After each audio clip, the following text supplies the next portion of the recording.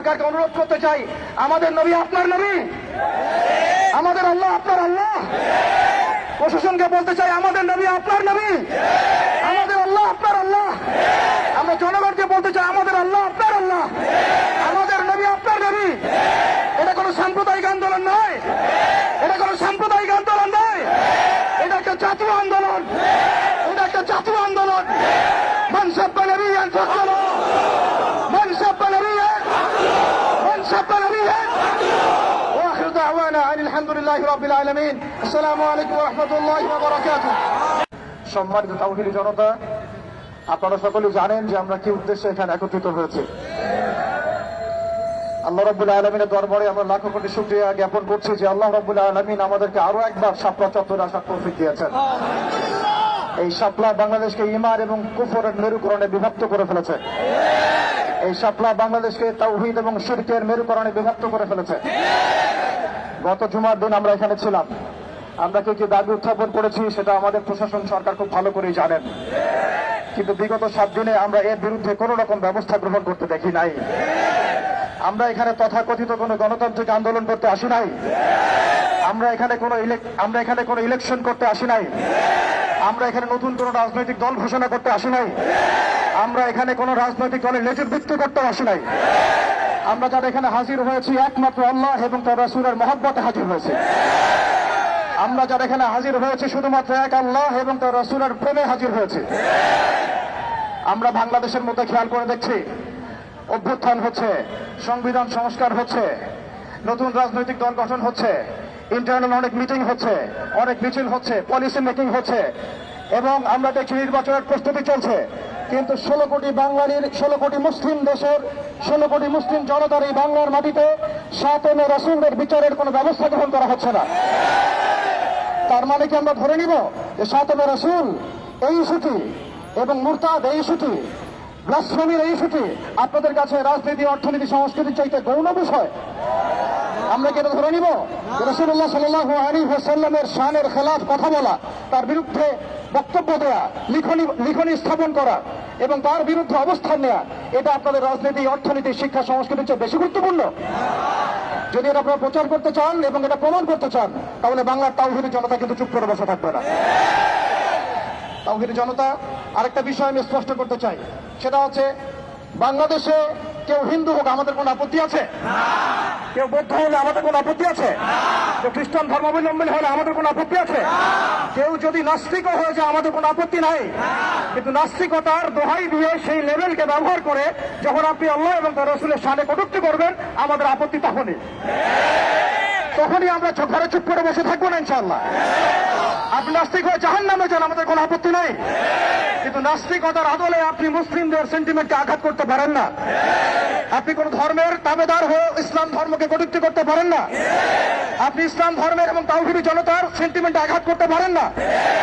আমরা নবী সাল্লাল্লাহু আলাইহি ওয়াসাল্লামের স্পষ্ট হাদিস শুনিয়েছিলাম, আপনাদের সবার মনে আছে, মান সাব্বা নবিয়্যান ফাকতুলুহু, মান সাব্বা নবিয়্যান, মান সাব্বা নবিয়্যান।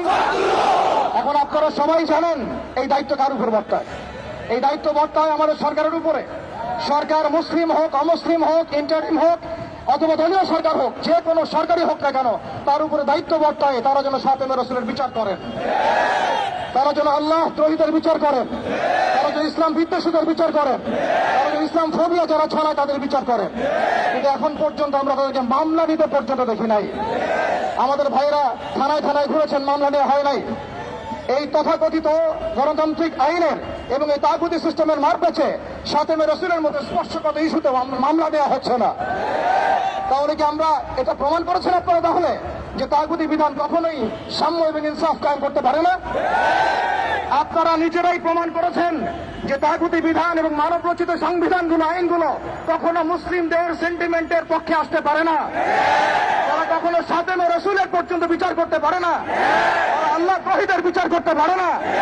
তারা ইসলাম বিদ্বেষীদের কোনো বিচার করতে পারে না। আপনারা পারেন শুধু দুটো কাজ করতে, এক পশ্চিমাদের তাবেদারি করতে এবং দুই ভারতীয়দের তাবেদারি করতে এবং তাদের অভ্যন্তরীণ দালালদের তাবেদারি করতে।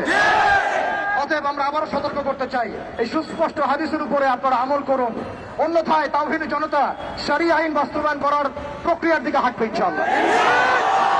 يا خلافة يا شهادة هاي خلافتنا هاي شهادة هاي خلافتنا هاي شهادة সম্মানিত তাওহীদি জনতা, আমি অল্প কথা শেষ করব। আমরা এই তাগুতি সিস্টেমের কাছে কোন রকমের আবদার করতে এখানে আসি নাই। আমরা তাগুতি সিস্টেমের কাছে আবদার করতে আসি নাই, বরং আমরা অধিকার পেশ করতে এসেছি। এটা আমাদের কোনো দাবি না, বরং মৌলিক অধিকার। আমরা আপনাদের কাছে দাবি নামা পেশ করতে আসি নাই, আমরা আমাদের মৌলিক অধিকার পেশ করতে এসেছি। প্রিয় তাওহীদি জনতা,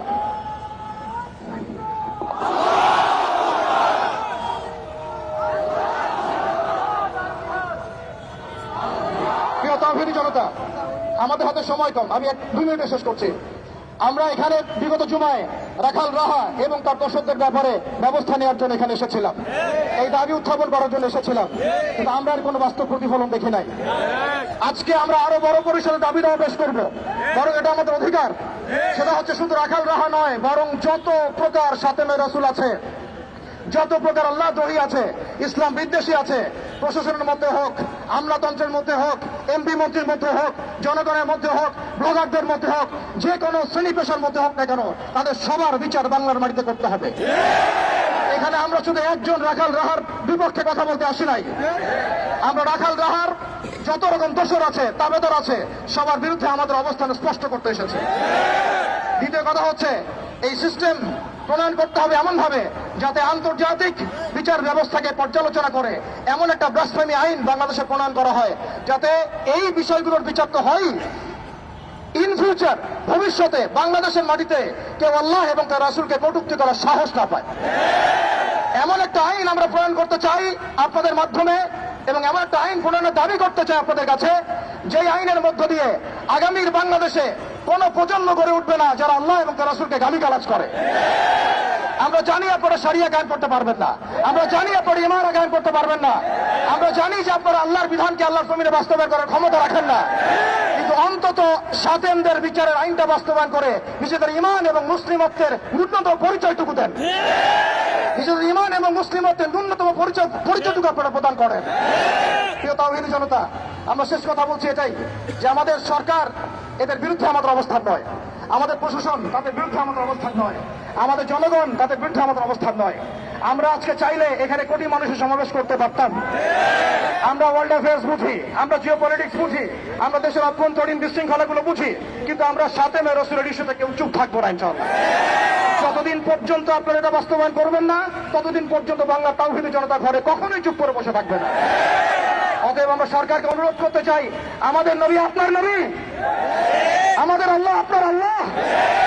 প্রশাসনকে বলতে চাই, আমাদের নবী আপনার নবী, আমাদের আল্লাহ আপনার আল্লাহ। আমরা জনগণকে বলতে চাই, আমাদের আল্লাহ আপনার আল্লাহ, আমাদের নবী আপনার নবী। এটা কোনো সাম্প্রদায়িক আন্দোলন নয়, এটা কোনো সাম্প্রদায়িক আন্দোলন নয়, এটা একটা জাতীয় আন্দোলন, এটা একটা জাতীয় আন্দোলন। মান সাব্বা নবিয়ান ফাকতুলুহু, মান সাব্বা নবিয়ান, মান সাব্বা নবিয়ান। ওয়া আখিরু দাওয়ানা আনিল হামদুলিল্লাহি রাব্বিল আলামিন। আসসালামু আলাইকুম ওয়া রাহমাতুল্লাহি ওয়া বারাকাতুহু।